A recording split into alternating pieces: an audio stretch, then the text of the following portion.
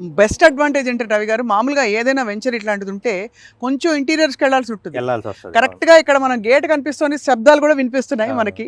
ఒక బిజీ హైవేకి ఆనుకుని ఉన్న ఒక వెంచర్ ఇది. ఒకలాగా చాలా అడ్వాంటేజెస్ అని చెప్పాలి. చాలా రీసేల్ కూడా మేడం, ఒకవేళ ఇన్వెస్ట్మెంట్ పరంగా చూసినా కూడా రీసేల్ చేసుకోవాలనుకుంటే మాతోటి పని లేదు యాక్చువల్. తర్వాత వాళ్ళంతా వాళ్ళే రీసేల్ చేసుకునే విధంగా ఉంటుంది, డిమాండ్ కూడా ఉంటుంది.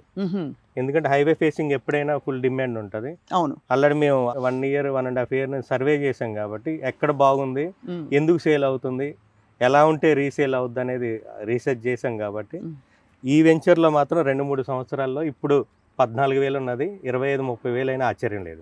నిజమా?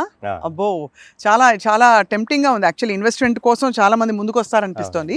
ఇంకా వేరే అవకాశం అసలు ఆలోచనకు కూడా తావులేదు. అంటే ఇది మళ్ళీ ఉంటుందా, ఇక్కడ కొంటారా, రీసేల్ ఉంటుందా అనడానికి కూడా అవకాశం లేదు.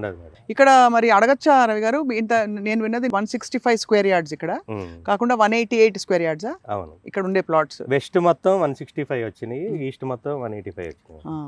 ఎంతకు ఆఫర్ చేస్తున్నారు రవి గారు? వినొచ్చా వినలేమా, భయంగా ఉంది. మామూలుగా అయితే 18,000 బ్రోచర్ ప్రైస్ పెట్టాము, ఉగాది వారికి 13,999కి ఇస్తున్నాం మేడం. అంటే 14,000కి మాత్రమే. 13,999 అంటే దాదాపు 14,000కి ఇస్తున్నాము. అంటే మీరు అర్లీ బర్డ్ కింద వచ్చి 2-3 ప్లాట్స్ తీసుకుంటే మీరే మాట్లాడుకోవచ్చు.